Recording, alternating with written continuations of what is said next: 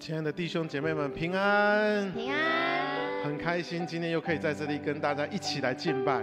我邀请各位弟兄姐妹跟旁边的人说，很开心今天可以跟你们来敬拜。很开心今天可以跟你们一起来敬拜。好，那我们在敬拜以前，我们一起闭上眼睛，我们一起来做个祷告。亲爱的天父上帝，主啊，我们感谢你，主啊，我们非常的感谢你，因为你的宝血洗净了我们的罪，因你的十字架救赎了我们的生命。主啊，我们最大的任务，最大的就是要来荣耀你，我们都要来荣耀你，因为你就是那伟大的神，你就是那无价之宝。我们将我们今天的敬拜献上为祭，全部献上给你。主啊，我们谢谢你，我们赞美你，我们将这些祷告都是奉靠主耶稣名求，阿们。邀请大家一起从座位上站立起来，我们一起来唱这首歌，这里有荣耀，荣耀大大充满，一起来拍手。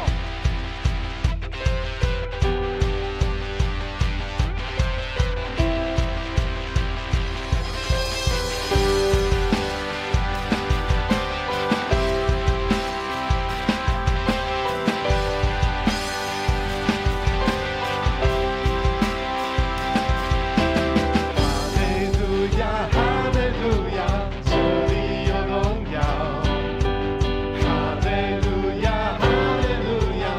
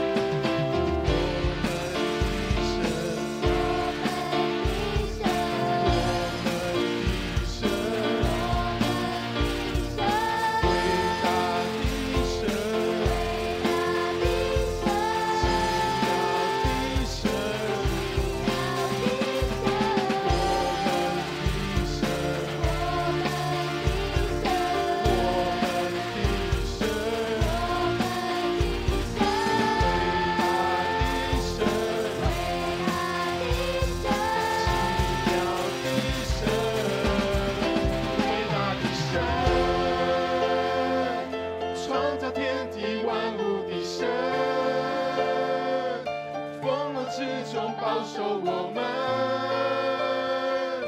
困难中我依靠的神，奇妙的神，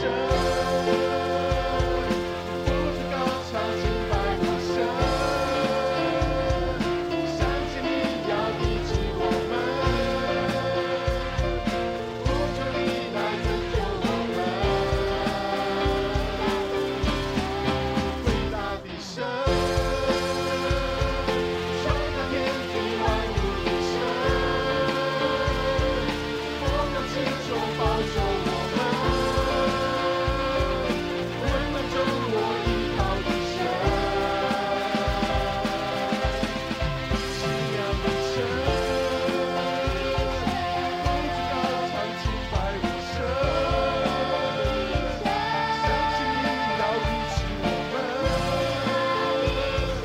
呼求你来拯救我们。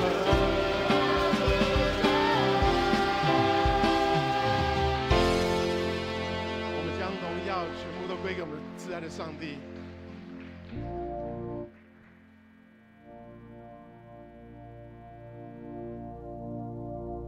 让我们在这时候，我们静下我们的心，让我们用心灵和诚实一起来敬拜他。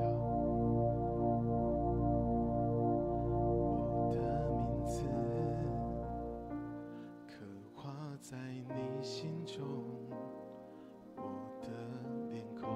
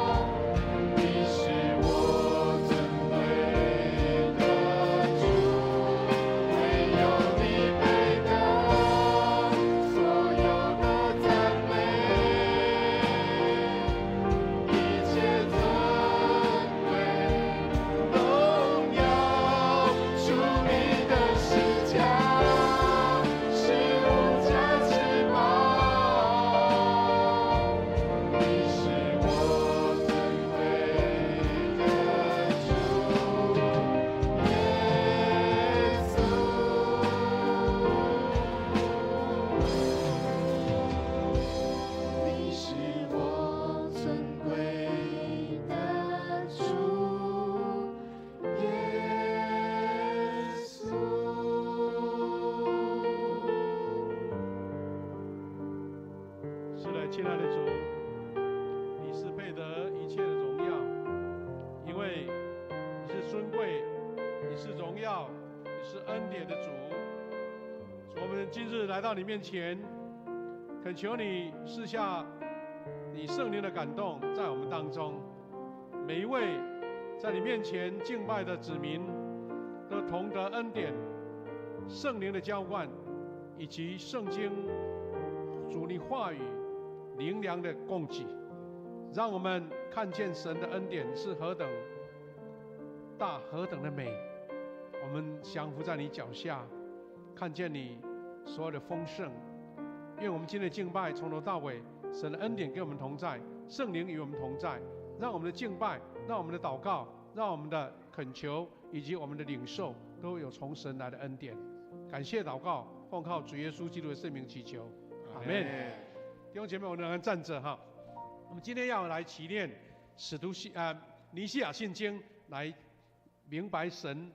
的话语以及我们的一个信仰的告白。我们一起来念。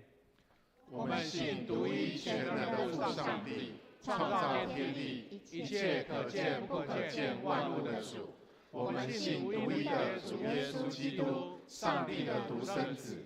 他在一切的世代以前，从天父而生，从上帝出的上帝，从光出的光，从真神出的真神，是生的，不是受造的，与父同质同体。万物由他来创造，他为了我们人和为了我们的拯救，从天降临，由圣灵借童贞女玛利亚出生为人，在本丢彼拉多任内为了我们钉十字架，受难埋葬。按圣经的记载，第3日复活，升天，现在坐在父的右边。他要在荣耀中再临来审判活人与死人，他的国无穷无尽。我们信赏赐生命的主圣灵，从父与子出，与父子同受敬拜，同享荣耀。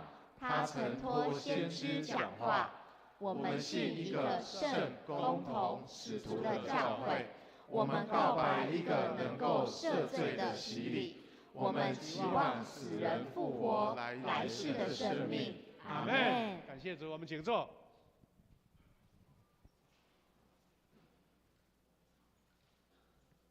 请会众一起来攻读上帝的话。第一段圣经记载在诗篇107篇28到31节，我们一起来念。在急难中，他们求告上主，他救他们脱离祸患。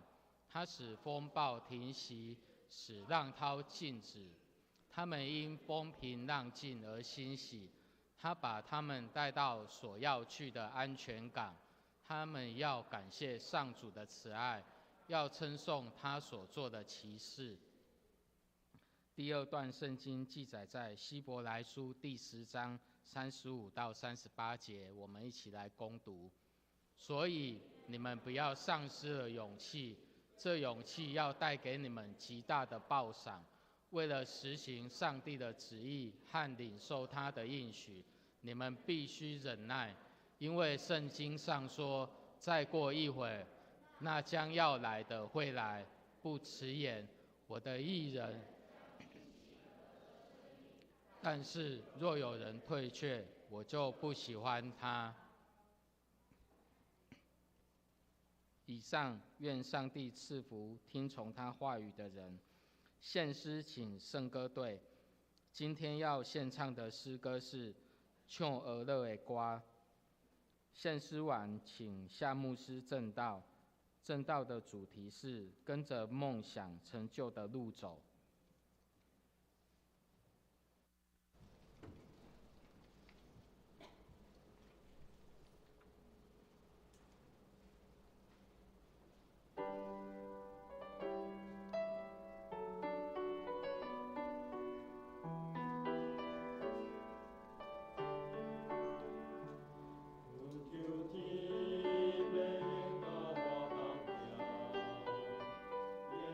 主。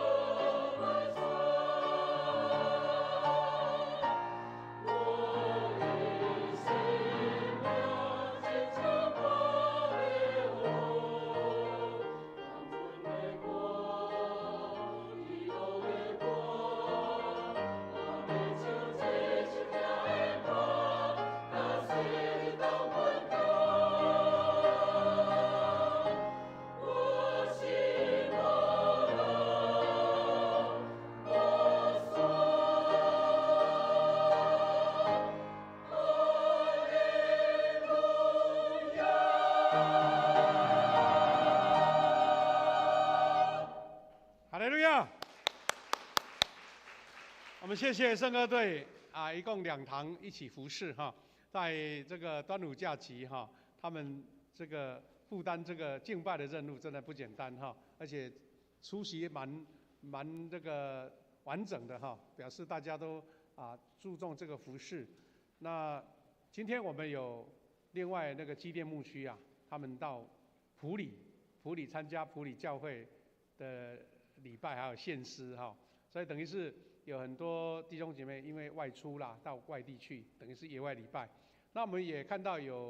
第一堂有很多从外地回来的弟兄姐妹，我们感谢主，愿大家在这一个端午节哈这个假期能够享受神的恩典，大家出入都平安。我们要分享主话语之前，先来做祷告。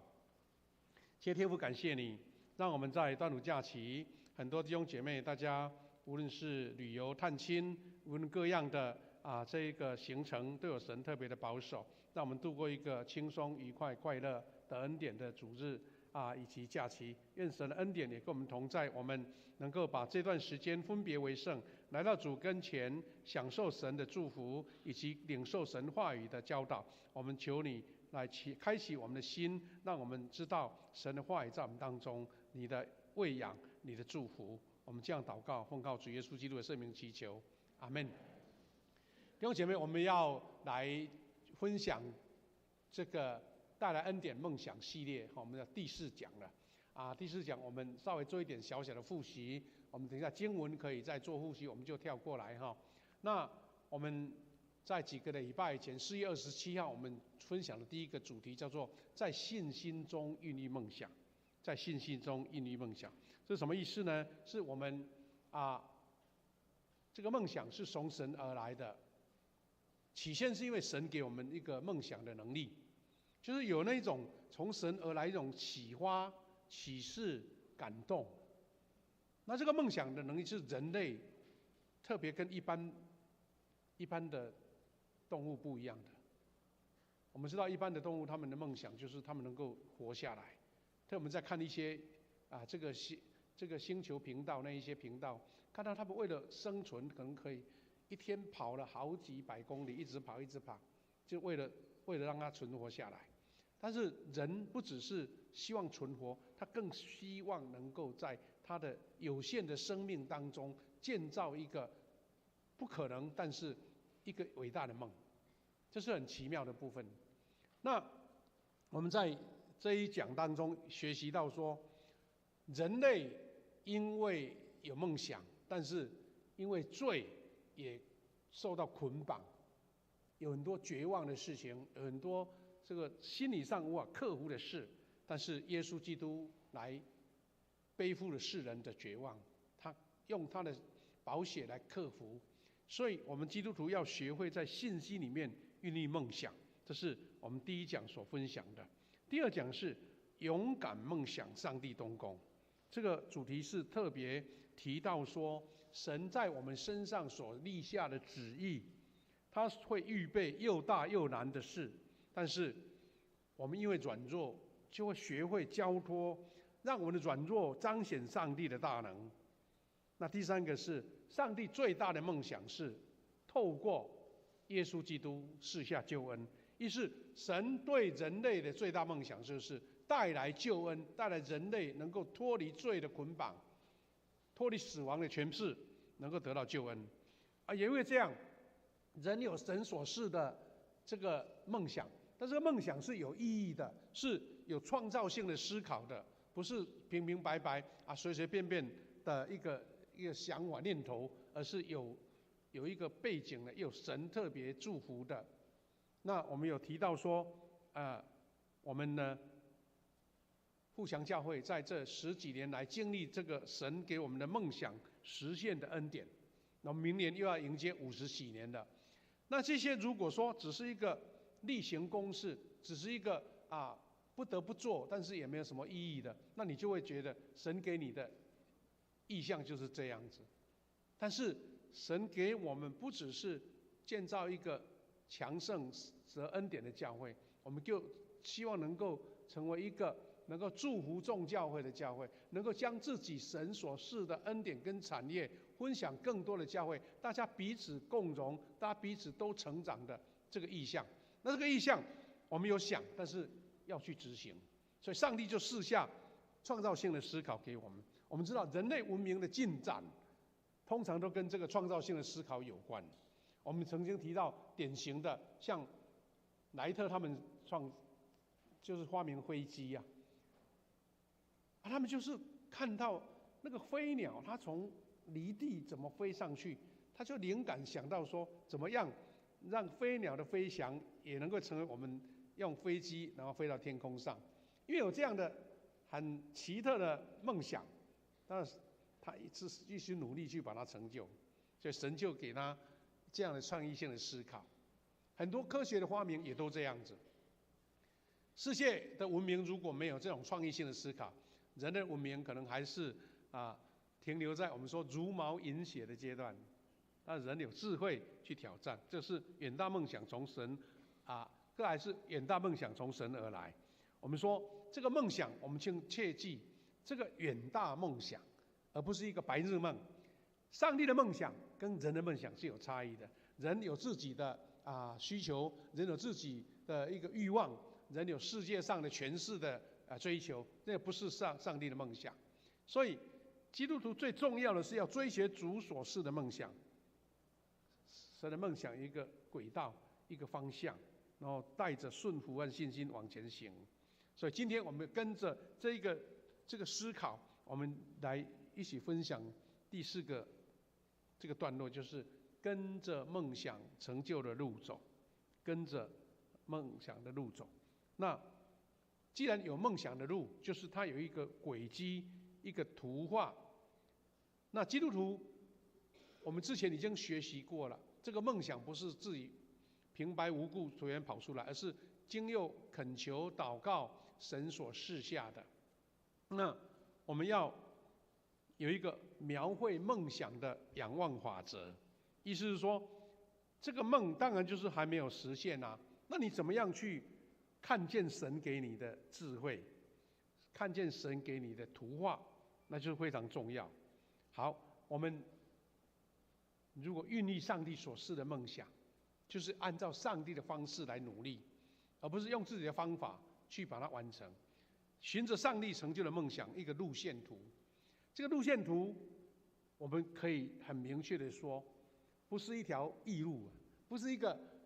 平平坦坦，很像高速公路一样，哇，一路畅通，或是高铁都没有阻挡就到了。那不是神所规划的路线。这个路线是什么呢？我们必要用仰望的法则来成就上帝所赐的梦想。所以，意象跟异梦，我们都知道那是看不见的，而且不着边际耶。人家看起来是空疏猛凶的，但是上帝使用人世上行不通的管道来工作。换句话说，神所做的一定是超乎你的想象，那这样才是神奇妙的成就啊！所以一般人的想法跟逻辑无法彰显上帝的国度，这是我们从信仰上理解的。所以这个也就是我们所谓的第3度空间跟第4度空间的差异。基督徒如果没有去看见那个看不见的，理解那个人的眼光角度肉眼看不见的，那就不算是信仰。那这个也是一个非常大的挑战，或是一个很大的一个矛盾，因为人家会用很多很多的科学验证去阻挡你，或是甚至去挑战你。所以，我们仰望神所赐的意象、梦想，你要先有一个仰望的法则，就是还没看见，你认为它已经成就了。上帝所赐的意象跟梦想，你在心中已经成型了，那就有一点类似走在前头啊，还没有看见连一点影儿都没有，你已经看见它的存在了。所以基督徒有这3个程序去仰望神所赐的梦想。第一个就是仰望的第一法则，看见梦想梦想就是看不见但是你看得见这个才是奇妙。而且这个看见是带有神的恩典跟祝福的。我们可以举最简单的例子，就是上帝先让亚伯拉罕看见。亚伯拉罕孤身离开自己的故乡，然后来到新的天地，他什么都没有哎，但是上帝跟他说：“你看见，然后要给他拥有。”我们看创世纪13章14到15节，这个是应该是台语的。在你所在的地方，你举目向东、向西南北观看，凡你所看见的一切，都要赐给你跟你的后裔到永远这样子。那这很奇妙的是，因为神先让他看见东西南北观看，看见赐给，那就是神的做事的方法，而不是神说带到一个地方说，哎，我都预备好了，什么都有，有山有水，有动物有地，一切都帮你预备好了。没有哎，一块空旷，东西南北一看，只有看到什么？看到星星，看到地上的沙，跟他所愿望的差距那么大。但是有信心的人，这个信仰之父亚伯兰他看见了，而且他拥有了，这个是我们奇妙的法则。另外一个经历仰望法则的就是雅各。我们知道雅各因为跟他的哥哥因为冲突了嘛，他骗了哥哥所以他就逃离他的故乡，到他的舅舅拉班那边。他拉班看起来是有照顾这个外甥，但是心中还是私心很大。他还要把他当成一个这个长期的长工了让他自己养自己的羊群照顾得很棒很好。但是后来拉班跟他讲说，如果你想得到你所得到的，我这边养的羊群呢，有白羊有黑羊，但是只要生出有斑点的羊，那我就让你当你的财产。这下麻烦了，因为那个时候又没有什么像我们台湾种水果啦、养鱼啦，一大堆那么好的那个基因的改变，或者是说养殖的那个技术。但是这个是第一代看见有人竟然用这种方法配种，然后生出一大堆有斑点的，那真的很奇妙那我们看到这段经文那雅各他怎么样让他舅舅的羊能生出有斑点？他说，雅各拿杨树、杏树、枫树的嫩枝，将皮剥成白纹，使枝子露出白的来，将剥了皮的枝子对着羊群插在引羊的水沟里和水槽里。羊来喝的时候这个母猪配合，羊对着枝子配合，就生下有纹的、有点的、有斑的。那这个真的很像我们台湾的那个育种，很厉害种那个什么那个很多水果我们从来没有吃过的，它有办法让它养育出来。那个鱼类，我们台湾有办法培育出从来没有办法在养殖鱼池里面生出来的。这一个雅各竟然当时就有办法做到这种事情。感谢主，他因为有这样的盼望，有这样的一个看见，所以最后他带了大量的羊群，有斑点的羊群离开了。第二个法则是什么呢？就是感觉他那个梦想。第二看见第二是感觉，就是用情感去感受到这个梦想的实现，很像已经实现了去感受。为了让梦想成真，你去感受到这个梦想已经来了。我们看到怎么样去感受呢？是你对这件事情有感动，甚至在祷告的时候深刻的经历到神的祝福，甚至流出眼泪，那个感动，那个梦想就慢慢会成形了。如果只是存在于脑筋的思考还不够，是有真正神的恩典。这个梦不是一个白日梦，这个梦是好像已经拥有了，这个是一种感觉的梦想。第三个就是想象梦想，就是把它绘成图画，透过创造性的影响力、想象力来扩张我们的梦想，在上帝所发出的想象中是有能力的，因为那个想象不是我说人为的随便胡思乱想，而是神在你的这个愿景当中、你的想象当中成型的。这个是听起来很像天马行空，但是我们看雅各，我们看亚伯拉罕，他们是经历到这个从无到有的成型的过程。也许你是一个科学研究者，你一定能理解说，一个完全没有实现的一个念头或是一个思考，竟然能够在你身上来成型出来。你的创业、你的工作、你的很多的职业，因为有这样的创意性的思考，你把它不可能呈现在你身上。所以弟兄姐妹，这个是先从你的思考当中、你的思想当中来成型。但是刚刚我们讲说，神给他们画了一条图画、一条路线、一个方向，但是神往往不会将一路平坦给你，因为神要历练一位能够担当大任的人，他会用苦难，他会让人家经历苦难，但是苦难是决定梦想的规模。一个小小的苦难就小小的成就，但是很多的苦难、很多的磨难、很多的挑战，神要在你身上得到更大的成就。所以上帝是梦想，也同时加上苦难的标签，这个是很矛盾的事情，或是一个非常很难去取舍的。你不想接受苦难，又想成就大梦想，那等于有一点类似你是相冲突的。所以我们可以看到圣经中所出现的梦想家，他们都没有例外，经历过苦难的路程。我们好像感受到苦难好像一个隧道一样。我们南部呢有没有到屏东的时候会经历一个隧道，很长的隧道，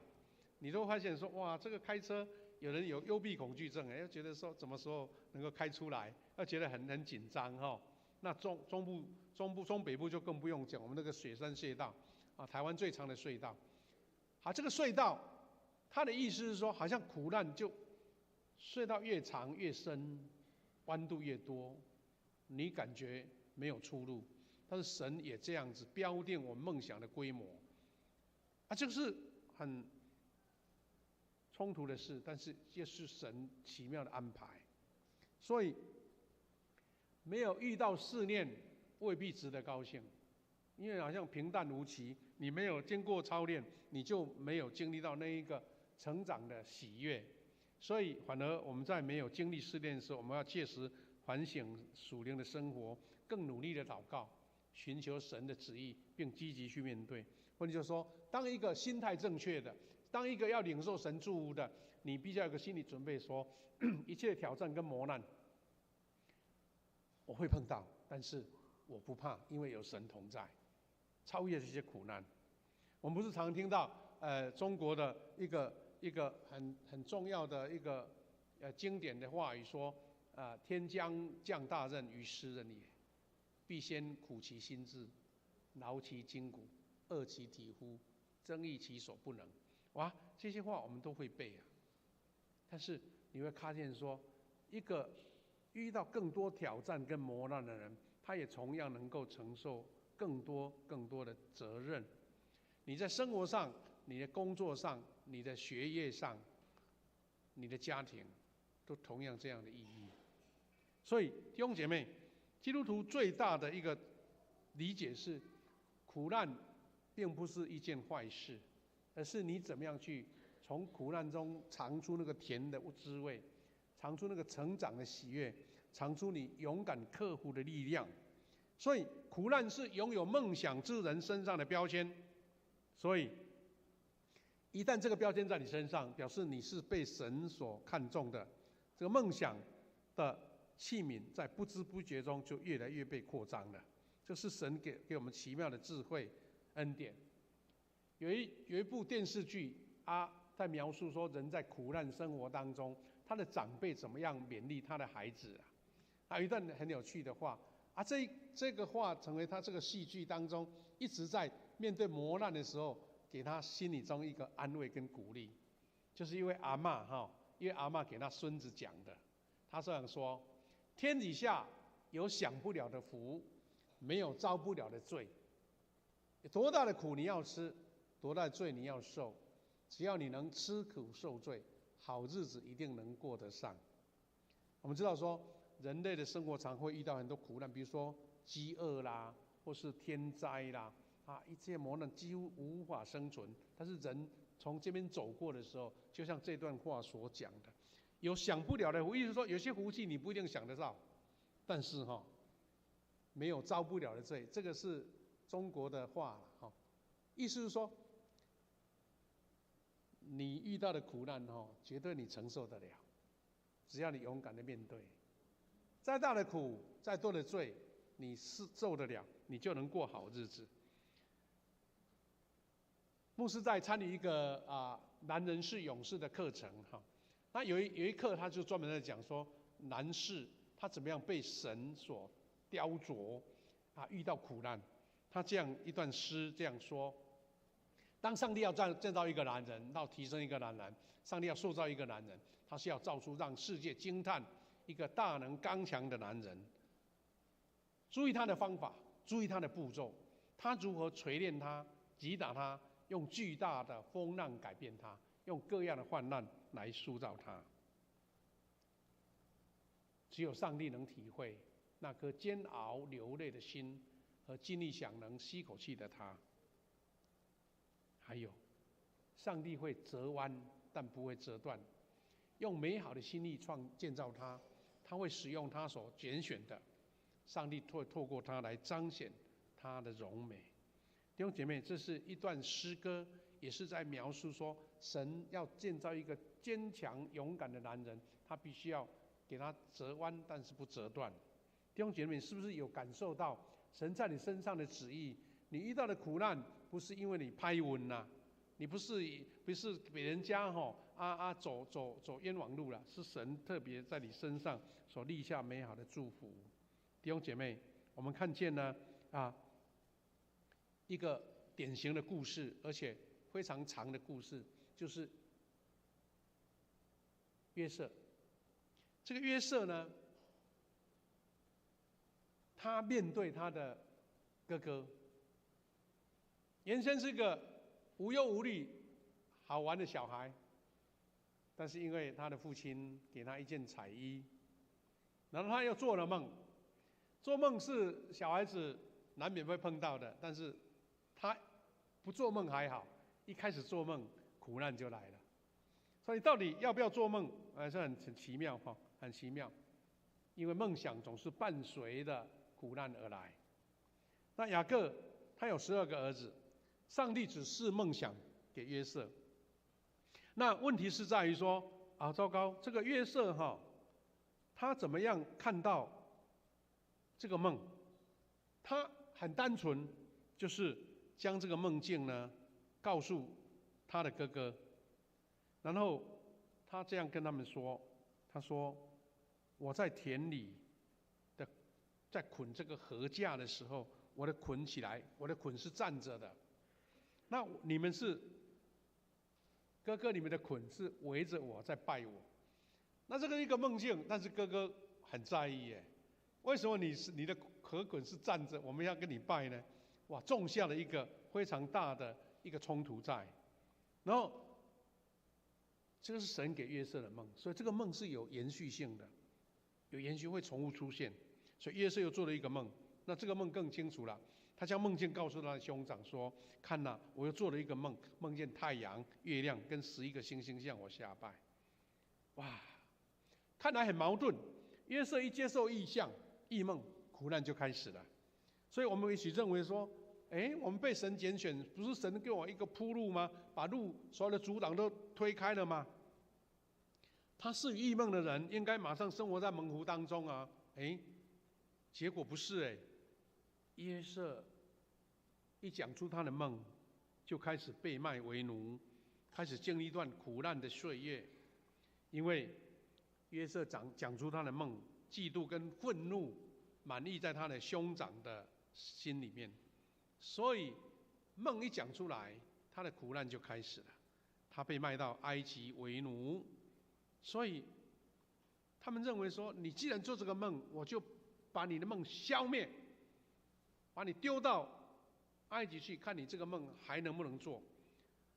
换句话说，他是抵挡弟弟的梦，但是他不知道他们在抵挡上帝的梦。这个梦，我们后续的故事我们就不详细讲了。但是一个关键点是，约瑟没有把这个梦熄灭掉，这个梦的种子一直在他心里面，所以他预备了强大的信心、盼望跟忍耐，在预备。被卖为奴，在他的主人波提乏家遇到苦难，然后被关到监狱里面，一步一步没有省掉一件事情。所以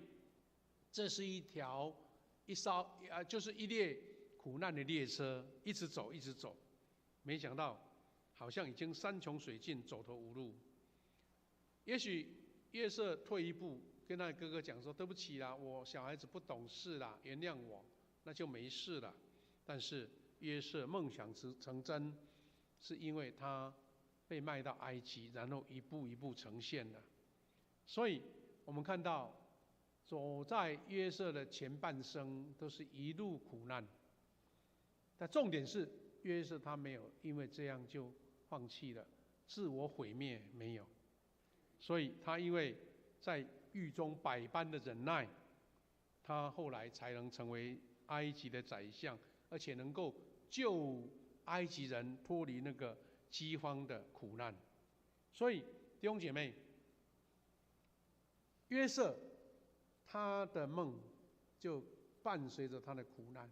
也因为他的坚强的信心、忍耐，然后对神的信心，然后就走过这些苦难。这些苦难成为后来他能够成就大事的滋养。所以我们用积极的心态去面对，我们就发现说神给我们所栽种的是美好跟祝福。这就是我们看到诗篇107篇28到30节所说的。他说，在苦急难中，他们求告上主，他救他们脱离祸患，他使风暴停息，浪涛静止，因为他们风平浪静而欢喜，把他们领到所要去的安全港。神往往是让他们在风涛骇浪当中，因为祷告祈求没有离开，神就带领他们到安全港。感谢主，我们也看见经文在这个彼得前书里面一段话语，给我们一个很大的信心他说，所以那由于上帝的旨意而受苦难的人，应该不断的以好行为来表示完全信赖那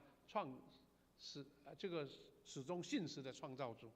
这个经文是很有属灵意味，或是很有哲学思考的。按照上帝的旨意受苦，换句话说，你的受苦不是平白无故的，不是无谓的，但是你受苦的当中，你一定会很大的挑战嘛，想要放弃嘛，想要埋怨嘛。但他说，你仍然用好行为来表示。这个好行为，有的原文的解释是说，你仍然走向正确的选择了，走在正确的道路，而不是埋怨神，或是意气用事，或是自暴自弃，或是甘愿放弃，然后将这个来交托给信实的造物主，神就要为你来成就好，所以上帝允许苦难跟艰难的时刻在我们生命当中，没有那个无谓的，是因为他的旨意是要让我们成熟，要帮助我们成长。当我们愿意带着伤痛到他面前的时候，而且还能够行出正确的事，这个过程这个恩典才会继续发生。那是很奇妙的。意思就是说，你在苦难、挑战、磨难当中，你仍然选择正确的路、仰望的路、跟随的路，然后这个过程就在你身上产生奇妙的改变。那苦难会跟随，我们不要太紧张害怕，因为神会差派天使，神会让很多的事情让你化险为夷，只看你有没有信心。就像约瑟一关过一关，他如果没有信心，老早就毁灭掉了。所以接下来的苦难还伴随着你要忍耐等候。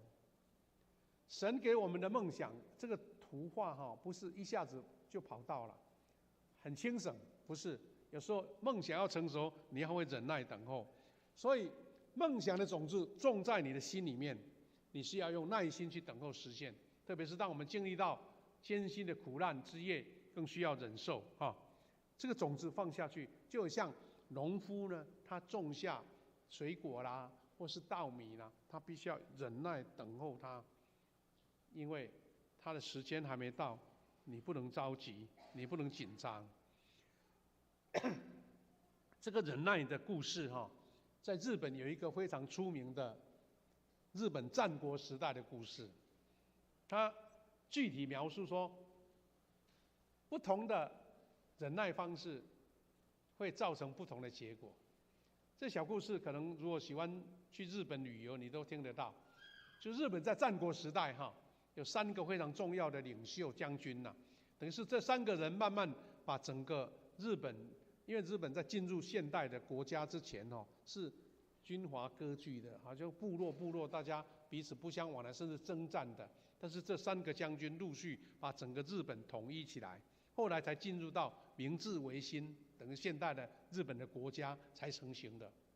然后这3个将领呢，他们有一个非常有趣的小故事，到底是人家编的，根据他们的个性编的，还是说真的有这个故事，也不可考了但是就说有很趣味的小故事。什么故事呢？就有人向这3位将军，因为他们是陆陆续续嘛都是在同一个时代的人，他们问说，如果杜鹃不啼叫，请问将军你用什么方法让它叫？这样子就问这个问题看起来很简单的问题然后这3个将军他们的回答都完全不一样。第一个就是织田信长。织田信长就是说，他说杜鹃不叫我就杀了他，意思说绝对不能逃过我的掌控，不叫就杀掉那是他的个性。他这个个性呢，也造成了他后续的结果啦。他说，这个冷酷无情闻名的织田信长，他的个性，他攻城略地，但是等他要统一日本的时候呢，被他残酷欺压的部下就忍受不了他的一种高压的领导，就发动叛变。织田信长在弥平这个叛乱没办法，力量不够了，到最后他自杀，结束了生命，根本没有机会去领导一个统一的日本。第2位丰臣秀吉，他怎么回答呢？他说杜鹃不叫，我想办法让它叫，就是用尽各种办法要刺激这只杜鹃来叫。那他显示什么个性呢？他后来有真的统一日本，又统一，但是他好大喜功呢，他不择手段，将不可能变为可能。对他而言，没有不可能的事。他曾经在他掌握的力量当中，还到韩国去征战，然后伤害很多人。因为他这种强硬的个性，不断的操劳，最后呢，他好不容易要统一日本了，但是因为操劳过重，最后病死了，所以他就没有享受任何荣耀，以前就离开人间了。好了，他有能力，他有很大的决断力、战功，但是没有办法享受。然后是这位大家可能更熟悉的德川家康德川家康，他在很多日本的长河剧日本的那个历史剧，这个人绝对大家耳熟能详。这个德川家康呢，他怎么回答？他说：“杜鹃不叫，我就耐心的等它叫。”好，这样的个性，他怎么样领导这个日本呢？他统一日本之后，因为前面的人就可能战功很强，但是就没命了嘛。他后来他是忍耐到最后。原先德川家康是前面那2位这个大将军的部下，就是被欺负的一个嘞，但他忍得下来，最后他成功了，因为他这样子的个性，他确立了日本很多封建制度的重要人物，而且因为他懂得等待时机，成就超乎了前面那2位将军哈。好，所以梦想可能很具体，或是你的梦想非常的有成功的机会，但是因为你不愿意忍耐，可能就功亏一篑。中国的智慧有这样说，老子这本经书里面第60章讲了一句话，他说：“千里之行，属于足下。”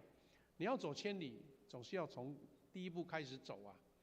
台湾有一段时间很流行，大家绕环岛，对不对？或是从北台湾走到最后一段，你要开始规划你的行程，你要一步一步来。李斯的一个谏逐客书里面讲了一段话，大家也很熟悉。他说：“泰山不让土壤，故能成其大；河海不择细流，故能就其深。”泰山跟河海是因为他们雍容大度，足够容纳水跟土，所以他们就成为高山，他们成为深海。弟兄姐妹，我们在经历每一个阶段，我们是一步一步往前走。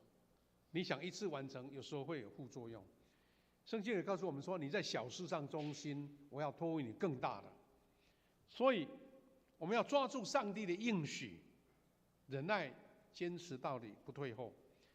我们读了第2段经文，希伯来书10章跟我们这样说：你们不要丧失了勇气，这勇气要带给你们极大的报赏。为了实行上帝的旨意和领受他的应许，你们必须忍耐，等候忍耐。这是神给我们特别的祝福，神的恩典跟我们同在。我们也看见神在我们身上显现的，这是原来的经文哈，我们就跳过来。那最后我们一起学习是：有苦难不要害怕，因为有神同在。你不会很急躁，用忍耐来等候，但是用什么？就是用祷告让梦想来实现。我们之前呢，我们唱了一首台语的诗歌。这诗歌有一句话，大家有时候觉得说，到底是这个有没有不对？他说：“我祷告来摇动你的手，哈，摇动神的手。”我们会被误会说：“哇，你那么厉害，你可以把神的手摇动啊！”每一次我祈祷，我摇动你的手，有听过哦？每一次我祷告，我摇动你的手。其实这个是一种意象式的祷告，就是说，当我们用恳切的祷告，有力量去让神动工了。所以，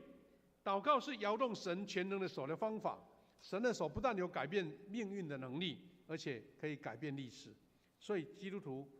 你祷告如果没有在你的身上，你要让这个梦想成就，刚好差到那一步。你有远大的梦想，你经历了苦难，你用忍耐去面对，但是你没有祷告，其实这个是连带性的。你如果没有祷告，也许苦难就老早被淹没了，被苦难淹没了。你没有祷告祈求，也许你的忍耐到最后是没有办法完成。所以基督徒呢，用祷告来让神的梦想成就。我们不是为环境来悲叹，而是持续向这位改变环境和命运的神祷告。所以不退后，迫切祷告，神就会伸出他的手，让神迹来发生。弟兄姐妹，祷告不仅是上帝会动工，也会从神得来智慧跟灵感，很像阳光照亮那个阴暗的地方一样，因为上帝会照亮我们的前方。很奇妙哈，我们知道很多运动选手，他会忍受很多的训练的苦楚，但是就只为了得到在比赛的时候那一分得胜。那些在健身房，那些在那运动场上一再磨练，可能只为了那个0.01秒的突破。弟兄姐妹，我们都得明白那个受苦艰难，要有强大的心智。这个强大的心智是从祷告而来，是神给你的，因为他会给你智慧去判断它会照亮你前面的路，让你不会觉得说啊，这个是无望了，或是不可能了。所以，当我们感到心中有苦、烦闷、难过，眼前一片黑暗的时候，请记得，我们要学会俯伏在神的面前来祷告，神会赐下智慧跟感动来给我们。所以，祷告会得着神所赐的安慰跟勇气。神所赐的道，我们刚刚有讲到说神会赐给我们智慧嘛，再来是说神会赐给我们勇气。当我们绝望、灰心丧胆的时候，祷告会让我们除去这些烦闷的心，让你心中充满了安慰，让你有重新开始的勇气。所以，我们圣经耶利米书这样说：上帝说你求告我，我就应允你，并将你所不知道的又大又难的事指示你。又大又难，有神的指示，你就不会觉得有什么困难，是因为你不了解、不清楚，所以你会觉得很茫然嘛。但是神说又大又难的事指示你，所以我们不断的祷告，藉由祷告谦卑自己的心，进一步获得更大的梦想。感谢主，弟兄姐妹，我们做一个总结哈。上帝活出梦想人生的途径捷径，就是让我们成就神的梦想。那我们就是刚刚我们牧师分享的这个路径，这个程序路线，你要学会走在上面，而且按照神所规划的路线来走。第一个，我们用仰望的法则来盼望、感觉、想象，然后借着忍耐和祷告来胜过这个苦难，然后使梦想更加的成熟。最后，梦想的果子在经过这段过程后，你因为成熟了，我们就能够收成。换句话说，我们有一个心理准备，神给我们更伟大的梦想，更大的祝福。也许你要经历的很多艰难、困苦、挑战、责难，甚至别人的误会，但是因为你愿意用忍耐来面对，你愿意仰赖神的带领，让你又大又难的事，但是你是被指明、被清楚了，然后我们用祷告来成就。所以，请记得，梦想不是一个一蹴而成的事，或是神从天上就掉下来给你，这往往都不是神所预备的祝福跟梦想。因为神是要让你成就的，让你担当更大的责任的。就像圣经耶稣所说的比喻，那领5000的也拿了5000过来。主人说：“你在小事上忠心，我要将更大的任务交给你。”弟兄姐妹，我们期待每一位弟兄姐妹在神面前都跟神说：“神啊，让我有能力承担你所交托的任务，也是给我那个信心面对苦难的挑战、磨难的挑战，也让我有足够的耐心，因为我知道那个成就在那边，所以你愿意等候，你勇敢等候，而且不怕失败。”愿我们富强人每一位都经历到这种在神面前让神的梦想成为果实，那个美好的收成。我们现在要唱一首诗歌来回应神的恩典。这首诗歌我们请敬拜团也带领我们唱。这首歌不难唱，但是不是很熟了哈，叫做《信靠跟随》。我们请诗琴还有敬拜团带我们唱，我们坐着一起来回应这首诗歌。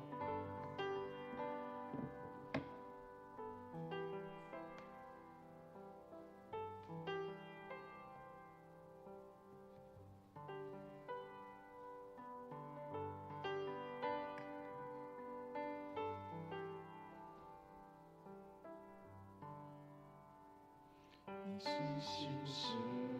常与我同在，你是良善，从不曾离开。看顾我，当我面对风浪，你把管我，难躲我风浪。你握住我，常与我同在。你是良善，从从不曾离开，看顾我，当我面对动荡，陪伴我，能度过风浪。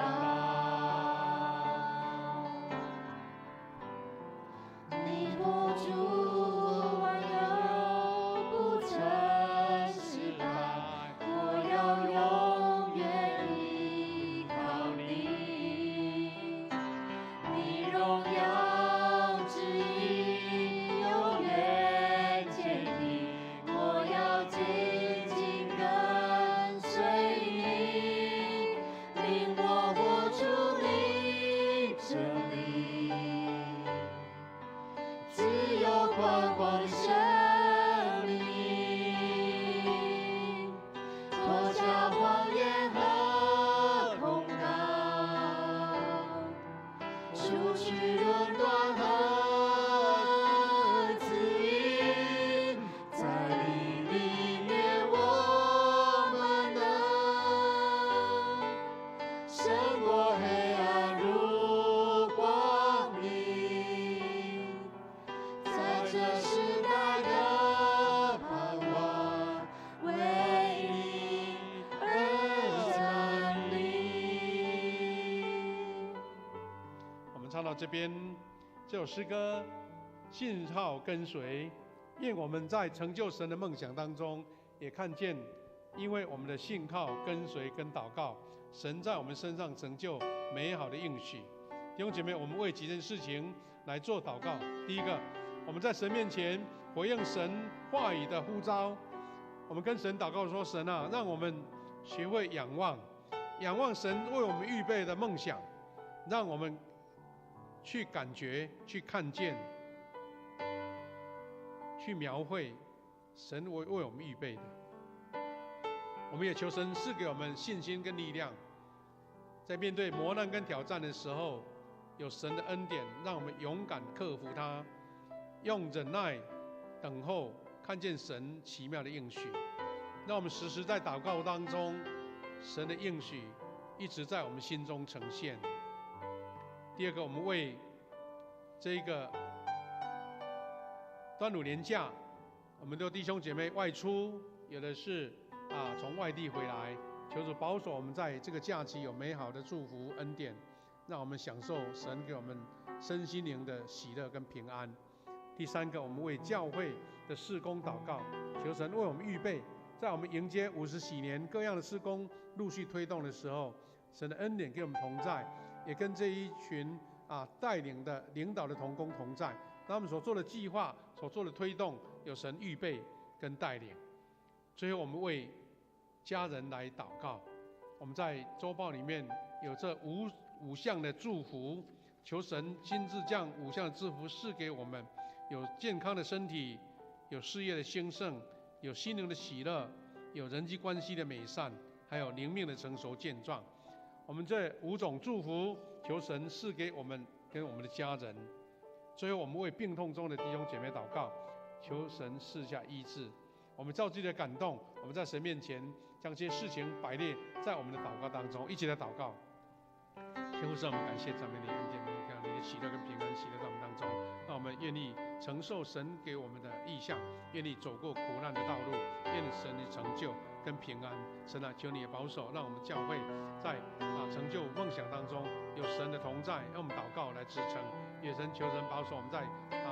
这个端午假期有一些顺利的平安。感谢主，让我们也为教会事工推动顺利的祷告，50禧年的事工好的预备。特别也求你保守，让我们在家人在亲朋好友当中有神的祝福、平安跟健康。感谢主，天父神，我们在你面前，借由你美好的话语的教导，让我们学会回应跟随。主啊，是给我们仰望的法则，因为神将美好的梦想放在我们的信心当中，也主让我们在经历挑战跟磨难的时候，因为神的同在，我们就把它当成一个成长的动力，也让我们有忍耐的心去等候神所赐下最后的祝福，用祷告在持续在我们的生命当中。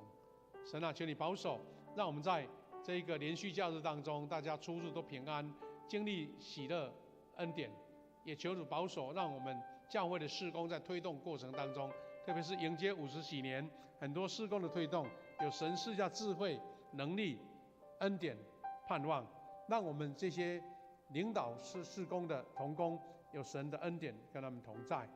主啊，我们也将每一位弟兄姐妹交托在你手上，求你亲自来保守扶持，无论是我们自己或是我们的家人，我们都经历到神5项的祝福：身体的健康、事业的兴盛、心灵的喜乐、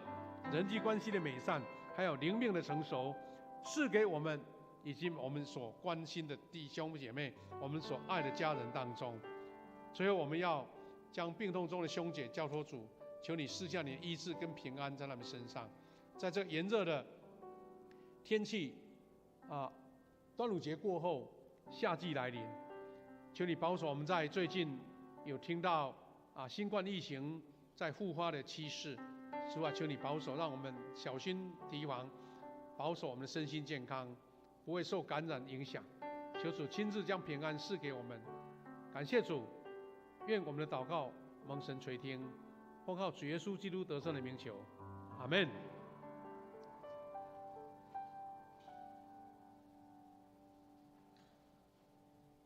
请我们一起来奉献，请司宪执事开始传奉献带，请大家预备心，用奉献来回应上帝。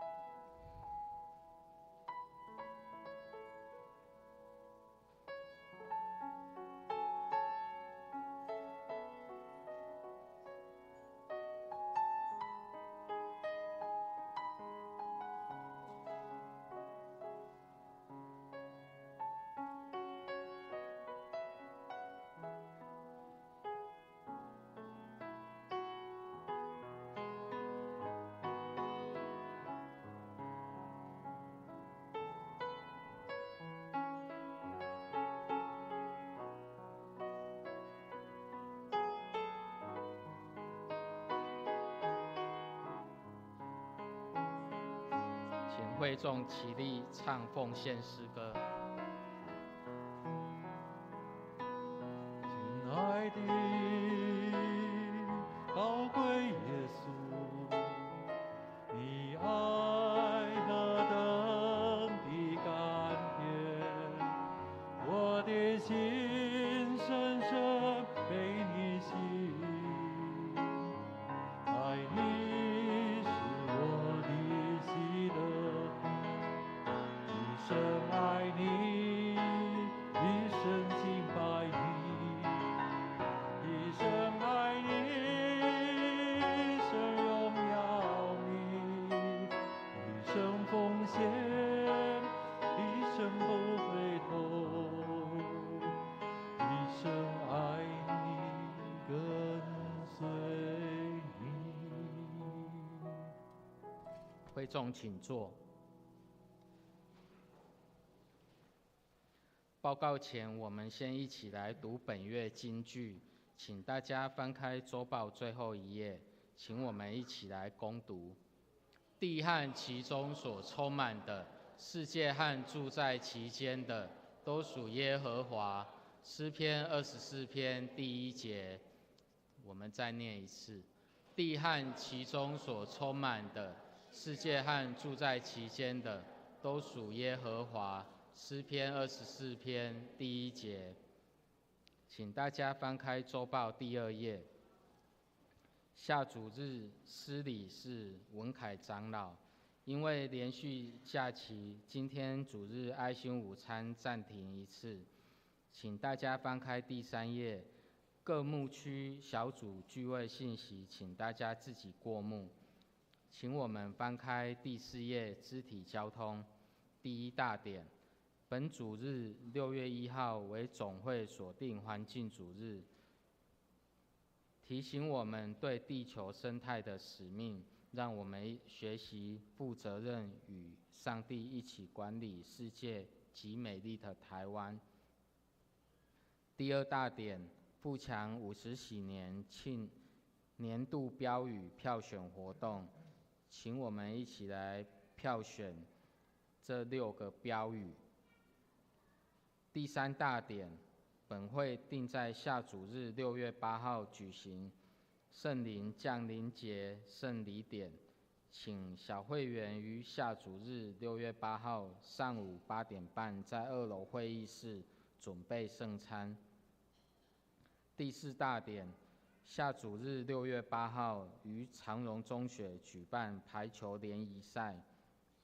欢迎各牧区小组团契兄姐踊跃报名参加。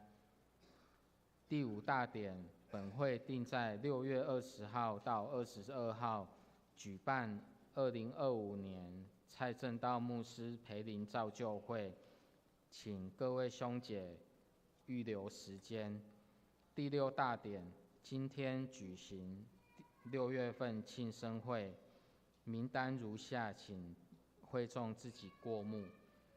请我们翻开第5页第7大点，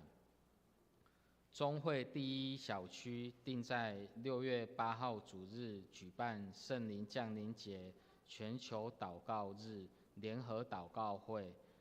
时间定于6月8号下午3点，在南门教会，鼓励兄姐踊跃前往参加。第8大点，炎热夏季已经来临，请兄姐响应节能减碳绿生活运动。第9大点，上礼关怀，本会退休牧者胡天祥牧师于5月27号礼拜二蒙主恩召，安息主怀，享寿86岁，定在6月7号礼拜六上午11点，市立殡仪馆举行入殓及后续火化礼拜，并在6月14号礼拜六上午9点半，在本会礼拜堂举行追思告别礼拜，请为家属代祷，愿上帝赐下平安与安慰和力量。第10大点，第1小点，人事消息报告，小会聘请杨淑宁姐妹为50喜年庆典事工特任干事，请为她的侍奉得力荣神益人代祷。第3小点，西港圣教会今日6月1号举行建堂义卖，欢迎兄姐踊跃来购买。门徒培育事工与研习会消息，请我们自己来过目。请翻开第6页，牧区团契消息，请我们自己来过目。关怀代祷事项，第1大点，请为台湾内政、外交、国家复兴与世界平安守望来祈祷。第2大点，请为本会事工国度福音代祷。第3大点，请为教会身体病痛的兄姐健康与心灵平安来守望代祷。请我们翻开第7页，有关奉献金额若有出入，请来向财务同工来反映。以上报告，请夏牧师补充报告。弟兄姐妹，我做几点这个强调跟补充了哈。我们看投影片哈，我们在年度标语开始在投票了。还没有收到说到底投票谁是排行第1啊，但是你可以大家都参与，因为觉得这样子的名称你觉得很喜欢，最多票的我们就当成明年的我们的一个这个 slogan 就是我们庆祝50喜年，用这个标语成为我们的一个行动的指标。另外我们也在规划出一个我们的 logo 拿成一个标签，我们在各种活动当中都可以呈现出来需要大家的配合啦，不然的话你们说我们有些筹备委员会你自己去定就好了，但是没有感动你就没有意思，就是大家同得感动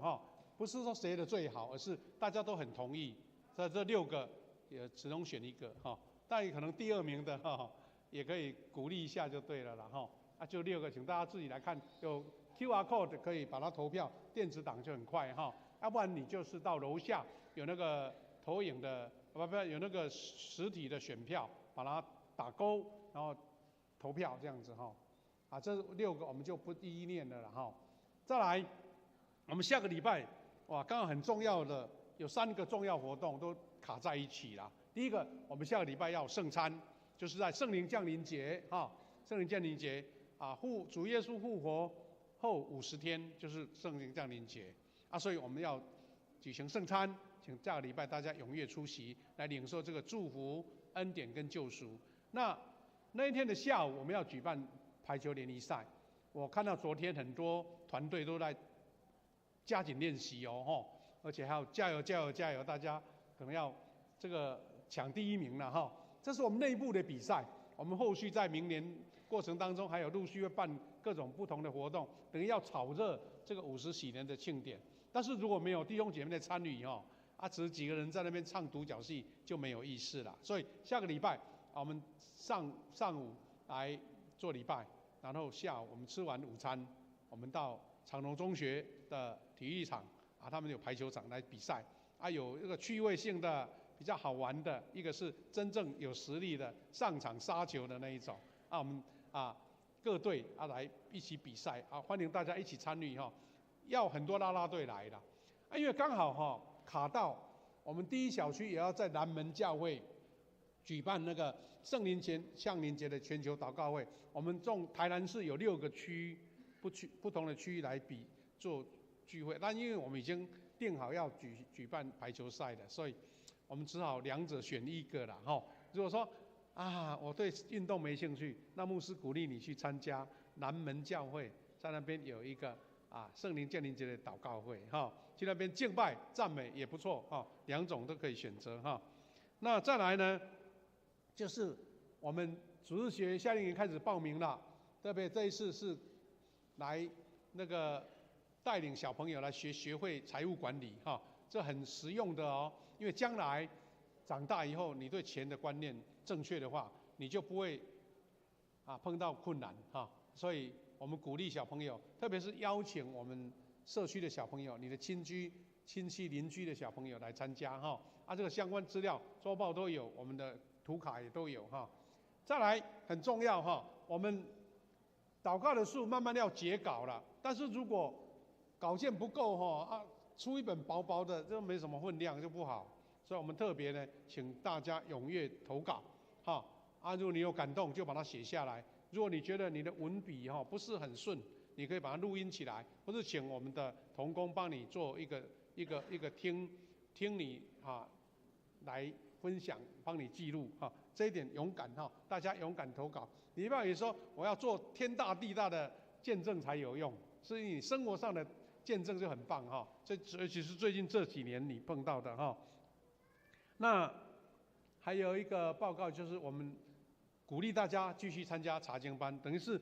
你能够有一个时间，就是把早上的生活奉献给神有参加查经班来参加做礼拜所以我们有华语查经班，我们马教授主持的，已经好几年了在9点15分，然后你到10点半再来休息一下，喝个咖啡，上来做礼拜你把这个时间分别为圣欢迎查经班，还有一个英文查经班也很棒尤其年轻人喜欢读英文的，可以参加英文查经班，李伟教授主持的，也同样这个时间是在2楼的敬拜中心。还有一个是青少年查经班，会比较活泼一点的、轻松的、好玩的，有很棒的交流的，我们由3位同工来轮流主持，在青少年也是在教育中心的1楼好，那牧师再做一个最后面的补充了这个可能周报里面也没有报告，但是补充一下，我们在6月15号我们稍微人数有删减了，有38个要跟松联团契一起去高雄凤山体育馆参加160喜年的一个感恩礼拜。那请我们除了松联团契以外的报名的弟兄姐妹，记得要去办公室登记哈，而且因为我们要后续一个小小的下午的行程，所以要交300块。如果还没交的，赶快去办公室注明说我是谁交上我们下个礼拜会报告说几点集合出发了哈，因为那一天可能有重要的人物要来参加，所以我们要提早出发哈，大概8点左右就要出发了。我们请这38个弟兄姐妹预备心哈。另外呢，我们再补充一下，就是我们西港圣教会他们要庆祝100周年，所以开始在筹备要建堂西港圣教会跟长老教会不同系统，但是他们在台湾已经很久了。他们这一间是历史最久的，在西港，虽然比较乡下但是他们是历史最悠久的，所以他们要庆祝100周年要建堂我们教会接纳他们在楼下1楼卖这些很好吃的这些本地古早味就对了哈，有八宝丸，有鱼翅羹，有油饭，这些你都可以，都是冷冻的。回到家你不用一次吃完可以冰着，要吃就拿出来来微波或是加热一下。所以期待大家踊跃来给他们购买让他们有足够的经费能够把这个礼拜堂盖好。不过第2堂有没有我们西港教会的同工在这边？有吗？来，请站起来，我们的执事我们在这边欢迎他们，欢迎他们。有没有也为他们祷告，他们的建堂能够很顺利完成了那天我们听执事在讲，西港有一间庙很大，哇，那个黑暗的势力很强，但是他们在那边勇敢的继续传福音带领人进主，所以我们彼此要鼓励求神带领他们等一下楼下，因为今天没有爱心午餐所以我们干脆买一些东西回家微波一下就可以吃了欢迎大家踊跃来参与再来就是我们也报告说，我们的杨淑令姐妹受聘为50喜年事工的干事，从今天开始，等于是6月份开始第1堂有介绍，不知道现在还在不在这边？来，淑令姐妹来拍手欢迎她，感谢主谢谢她要参与到我们的干事的侍奉，特别是有关50喜年的，比如刚刚祷告的书要编辑要编排要收集资料，哇，这个很繁琐的工作，我们原先的干事已经做不了所以有她来主动来协助这个部分，而且她本身有这个美编设计这方面的恩赐，愿神带领她，让他们在这段50喜年事工有美好的服事好，等一下我们这个结束的时候有一个庆生会，6月份的庆生会，我们先庆生完我们再离开我们庆生完再离开。好，记得我们要投稿我们在祷告的树，大家踊跃投稿，让它能够成为一本很丰富、很丰盛的第2集能够在我们的50喜年来奉献给神。好，我们来做结束，谢谢。请起立，同心来唱颂荣诗歌。吟唱完，请牧师祝祷。我的神，我的王我要遵从你的命，我要永远承受你，我要天天承受你。愿主耶稣基督的恩典、上帝的慈爱以及圣灵的保守、相通扶持，与每一位弟兄姐妹同在，从今时直到永远。阿们。阿们。阿门。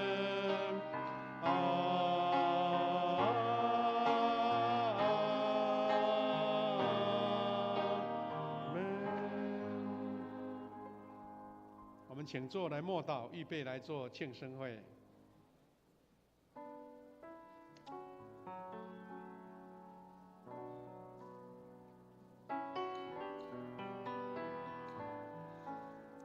弟兄姐妹，我们感谢主在这个端午节，我们弟兄姐妹大家能够在礼拜堂来敬拜神。我们也特别为6月份的寿星，我们要为他们做庆祝为他们祝贺生日快乐。我们要请6月份的寿星在场的能够站起来好吗？我们要为你祷告祝福，唱生日快乐歌。好，感谢主。来，我们请诗琴来带我们唱这首《祝你生日快乐》。来，生日快乐，祝你。林梅子姐妹在哪边？梅子姐妹，祝你生日快 Happy Birthday。林梅子姐妹呢？好，来到前面来，准备来吹蜡烛。Happy birthday to， 好，慢慢吹，要照一张相做纪念，预备，用力，哎，好，拍手。啊，梅子姐妹，谢谢你哈。我们来为寿星祝福祷告，再做结束。先父神感谢你，在进入6月凤凰花开的季节，温暖的天气，神预备了6月份的寿星在我们当中。主啊，求你赐给他们有神的恩典跟他们同在，他们的工作、生活、家庭以及健康都从神得到满满的祝福。特别在生日的时候，有亲人朋友的祝贺，他们享受神来生命的喜悦，以及从神来得来恩典跟祝福，有能力、有信心、有盼望，走前面的道路，也在生命当中成为见证神恩典祝福的一个见证。感谢主，也请你赐我们每位弟兄姐妹，特别在端午节当中的假期，大家的出入都平安，享受神特别恩典的时刻。愿神的恩典给我们同在。祷告奉靠主耶稣基督的圣名祈求，阿们。感谢主，我们拍手感谢主，给隔壁的祝福说端午节快乐。好，谢谢大家平安。我们可以到楼下去哈，来义卖这些这个我们的这个本土的口味哈，好不好？好，拜拜。